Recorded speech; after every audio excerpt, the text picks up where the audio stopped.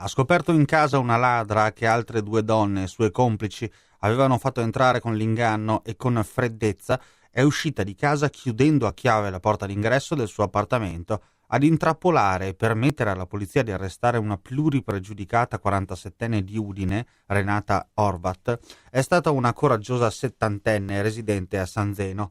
L'anziana era stata avvicinata nel pomeriggio di ieri da due ragazze che si erano finte agenti immobiliari. Con la scusa di avere informazioni, le giovani si sono introdotte nell'abitazione della settantenne, hanno permesso a Renata Horvat di entrare in casa e si sono poi dileguate.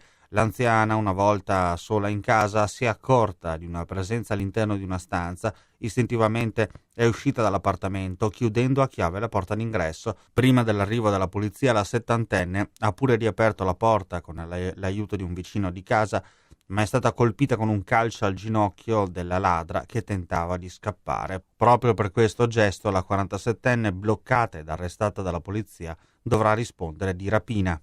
Sì, diciamo che è stata veramente molto brava, ha subito chiamato il 113, ma innanzitutto noi grazie alla nostra il nostro capillare controllo del territorio eravamo in zona, intanto lei ha chiuso la donna all'interno dell'abitazione e ha aspettato il nostro arrivo.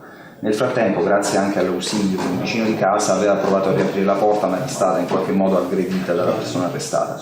Col nostro arrivo poi siamo riusciti naturalmente a arrestare e a portare in questura la donna. Le raccomandazioni che peraltro in questo caso sono state seguite diciamo alla lettera sono sempre le stesse: non aprire naturalmente la porta agli sconosciuti e se dobbiamo farlo comunque di farci assistere da un vicino di casa, da una persona che abbia fiducia. Stare molto attenti perché insomma sono sempre in agguato persone che sono dedicate a questo tipo di attività, quindi furti, truffe e quant'altro.